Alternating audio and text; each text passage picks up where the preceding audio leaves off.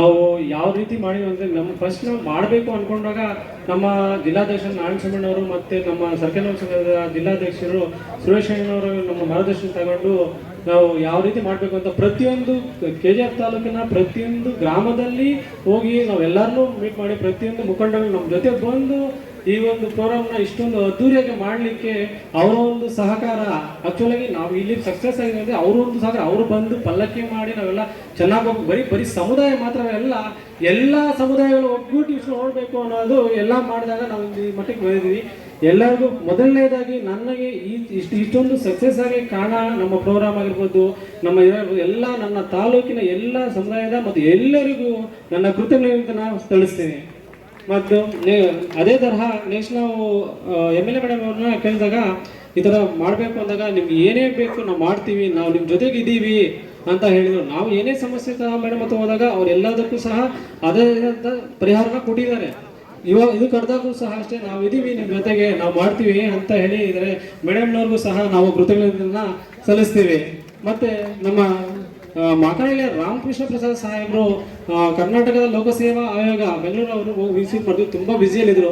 ಅದು ಸಹ ನಾವು ಮೊದಲನೇ ಬಾರಿ ತುಂಬ ಚೆನ್ನಾಗಿ ಮಾಡ್ತಾ ಇದ್ದೀವಿ, ತಮ್ಮ ಒಂದು ಇದು ಬರಲೇಬೇಕು ಅಂದಾಗ ಖಂಡಿತ ನಾನು ಬರ್ತೀನಿ, ಎಷ್ಟೇ ಬಿಸಿ ಸಹ ಅದು ಅಟೆಂಡ್ ಆಗ್ತೀನಿ ಅಂತ ಹೇಳ್ಬಿಟ್ಟು ನಮಗೂ ಸಹ ಅವರ ಸಮಯವನ್ನು ಇದು ಮಾಡಿ ಬಂದಿರೋದಕ್ಕೆ ಅವ್ರಿಗೂ ಸಹ ನನ್ನ ಕಡೆ ಕೃತಜ್ಞತೆಯನ್ನು ಹೇಳಕ್ಕೆ ಬಯಸ್ತೀನಿ.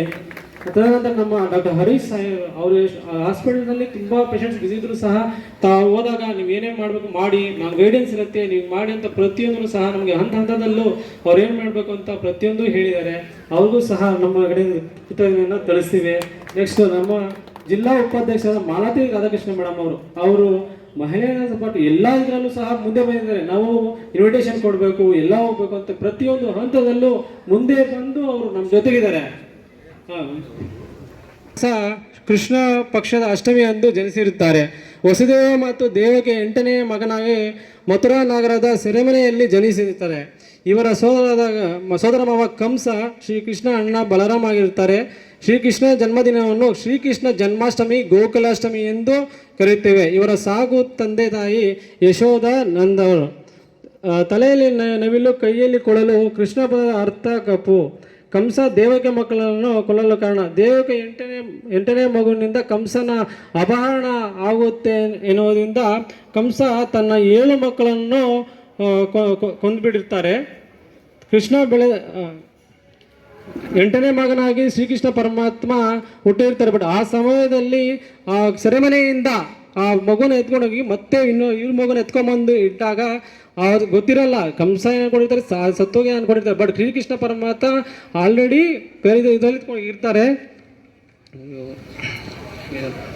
ನುಡಿಗಳನ್ನಾಡಿದ ಯಾದವ ಸಂಘದ ಅಧ್ಯಕ್ಷರಾದ ಉಮೇಶ್ ಸರ್ ಅವರಿಗೆ ಧನ್ಯವಾದಗಳನ್ನು ತಿಳಿಸ್ತಾ, ಇದೀಗ KGFನ ತಾಲೂಕು ಮಟ್ಟದ ಶ್ರೀಕೃಷ್ಣ ಜನ್ಮಾಷ್ಟಮಿ ಕಾರ್ಯಕ್ರಮದ ಉದ್ಘಾಟಕರಾಗಿ ಆಗಮಿಸಿ ಈ ಕಾರ್ಯಕ್ರಮವನ್ನು ಉದ್ಘಾಟನೆ ಮಾಡಿದಂಥ ಡಾಕ್ಟರ್ ರೂಪಕಲಾ ಎಂ ಶಶಿಧರ್ ಅಧ್ಯಕ್ಷರು, ಕರ್ನಾಟಕ ರಾಜ್ಯ ಕರಕುಶಲ ಅಭಿವೃದ್ಧಿ ನಿಗಮ ಹಾಗೂ KGFನ ಜನಪ್ರಿಯ ಶಾಸಕ. ಒಂದು ಜನ ಮಕ್ಕಳಲ್ಲೂ ಕೃಷ್ಣ ಒಂದು ದಿನನೂ ಕರುಣೆ ತೋರ್ಸಲ್ವಲ್ಲ, ಅಯ್ಯೋ ಅನ್ನಲ್ಲ, ನನಗೆ ಇಷ್ಟೆಲ್ಲ ಭೋಗಗಳಿದಾವೆ, ಕೃಷ್ಣ ಒಂದಿನ ನನ್ನ ಮನೆಗೆ ಕರ್ಸ್ಕೋಬೇಕು ಅಂತ ಒಂದಿನ ತಾಯಿಗೆ ಅನ್ಸತ್ತೆ. ಗಾಂಧಾರಿ ತಾಯಿ ಅಂದ್ರೆ ಗೌರವ ಇದೆ, ಕೃಷ್ಣನ್ಗೆ ಗೌರವನೂ ಇದೆ, ಅಭಿಮಾನನೂ ಇದೆ.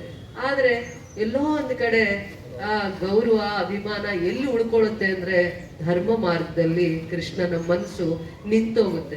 ಧರ್ಮೋ ರಕ್ಷತಿ ರಕ್ಷತಃ ಅಂತ ಕುಂತಿ ತಾನು ಎಷ್ಟೋ ನೋವನ್ನ ತಿಂದು ಮಕ್ಕಳನ್ನ ಬಹಳ ಸಂಸ್ಕಾರದಲ್ಲಿ ಸಾಕಿರ್ತಾರೆ.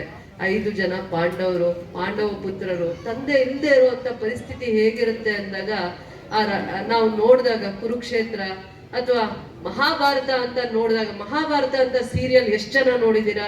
ಸ್ಕೂಲ್ ಡೇಸ್ ಅಲ್ಲಿ ಕೈ ಎತ್ತಿ ಹೇಳ್ತೀನಿ. ಸ್ಕೂಲ್ ಹೋಗುವಂತ ಸಂದರ್ಭದಲ್ಲಿ ಒಂದೇ ಒಂದು ರಾಮಾಯಣ ಬಿಟ್ರೆ ಮಹಾಭಾರತ ಸೀರಿಯಲ್ಲೇ ನಾವು ನೋಡಕ್ಕಾಗ್ತಾ ಇತ್ತು. ಭಾನುವಾರ ಮಾತ್ರನೇ ನೋಡಕ್ ಆಗ್ತಾ ಇತ್ತು. ನಮ್ಗೆ ಅದು ಒಂದೇ ನೋಡಕ್ ಅವಕಾಶ ಆಗ್ತಾ ಇತ್ತು. ಈ ನ್ಯೂಸ್ ನೋಡೋದಕ್ಕೆ ಹಿಂದೆ ಮುಂದೆ ಅರ್ಥ ಆಗ್ತಾ ಇರ್ಲಿಲ್ಲ. ನ್ಯೂಸ್ ಹಾಕಿದ್ರೆ ಹೊರಟೋಗ್ತಾ ಇದ್ವಿ. ಬಂದಾಗ ರಾಮಾಯಣ ಅಥವಾ ಮಹಾಭಾರತ ಅನ್ನುವಂಥದ್ದು ನೋಡಿದಾಗ ಮಾತ್ರ ಒಂದು ತಂದೆ ತಂದೆ ಇಲ್ಲದೆ ಇರುವಂತ ಪರಿಸ್ಥಿತಿಯಲ್ಲಿರುವಂತ ಚಿಕ್ಕ ಚಿಕ್ಕ ಮಕ್ಕಳಿಗೆ ಏನೆಲ್ಲ ಪರಿಸ್ಥಿತಿ ಇರುತ್ತೆ, ದಾಯಾದಿಗಳ ಮಧ್ಯೆ ಏನ್ ಕಲಹಗಳಿರುತ್ತೆ, ಅದನ್ನ ಯಾವ ತರ ಬಗೆಹರಿಸ್ಕೊಂಡು ಬರ್ತಾರೆ, ಯಾವ ತರ ಕೃಷ್ಣನ ಒಂದು ಸಂದೇಶ ಇದೆ. ಏನದು ಕೃಷ್ಣನ ಸಂದೇಶ ಏನು? ಕೃಷ್ಣನ ಯಾವಾಗ್ಲೂ ಹೇಳ್ತಾರೆ ಗೋ ಪಾಲಕರು ಗೋ ಸಂರಕ್ಷಕರು ಅಂತ ಹೇಳ್ತಾರೆ. ಗೋ ಪಾಲಕರ ಜೊತೆ ಗೋ ಸಂರಕ್ಷಕರು ಅಂದ್ರೆ ಕೃಷ್ಣನ ಪ್ರತಿಯೊಂದು ಸಂದೇಶ ಏನು ಹೇಳ್ತಾರೆ, ಕೃಷ್ಣ ಒಂದೇ ಹೇಳ್ತಾರೆ, ಅವರ ಉದ್ದೇಶ ಒಂದೇ ಆಗಿರುತ್ತೆ.